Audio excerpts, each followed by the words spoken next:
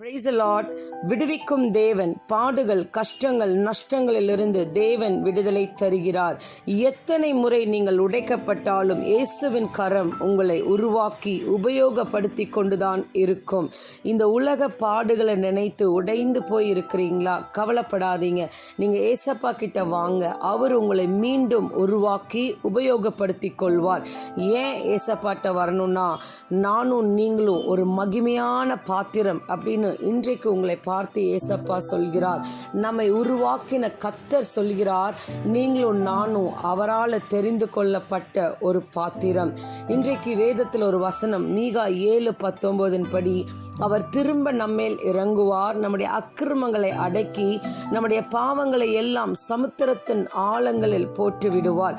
உங்க பாவத்தை குறித்து கவலைப்படாதீங்க. நீங்க ஏசப்பா கிட்ட வந்து அதை அறிக்கையிடும் பொழுது ஏசப்பா அதை சமுத்திரத்தின் ஆழங்களில் போட்டு விடுவார்.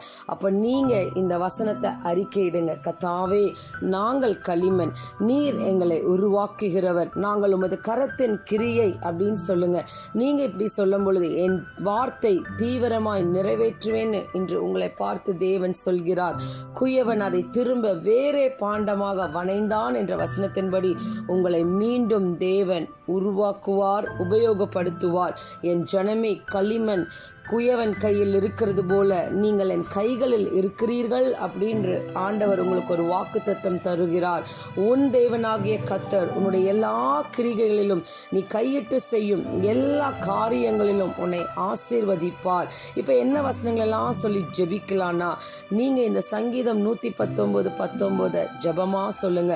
பூமியிலே நான் பரதேசி, உமது கற்பனைகளை எனக்கு மறையாதேயும்னு சொல்லுங்க. கர்த்தாவே எங்களுடைய பிதா, நாங்கள் களிமண், நீர் எங்களை உருவாக்குகிறவர், நாங்கள் அனைவரும் உமது கரத்தின் கிரியை. நீங்க சொல்லுங்க, ஏசப்பா நானும் என்னுடைய குடும்பமும் உம்முடைய கரத்தின் கிரியை அப்படின்னு அறிக்கையிடுங்க. யெகோவா ஈரே அப்படின்னு சொல்லுங்க. தேவன் பார்த்து கொள்வார். நீங்க உடைக்கப்பட்ட காரணத்தை எல்லாம் ஏசப்பா பார்த்து கொள்வார். நான் பிரமிக்கத்தக்க அதிசயமாய் உண்டாக்கப்பட்டபடியால் உம்மை துதிப்பேன்னு ஏசப்பாவை பார்த்து சொல்லுங்க. கர்த்தர் உன்னை எல்லா தீங்குக்கும் விலக்கி காப்பார்ன்ற வசனத்தின்படி ஏசப்பா எல்லா தீங்குலிருந்து என்னை என் குடும்பத்தையும் விலக்கி காத்து கொள்ளும்னு சொல்லி ஜெபிங்க.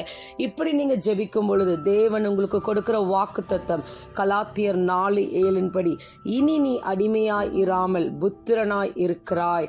உங்களை பார்த்து தேவன் சொல்கிறார், உங்கள் முந்தின சீரை பார்க்கிலும் உங்களுக்கு நற்சீர் உண்டாக செய்வேன்னு சொல்றாருங்க.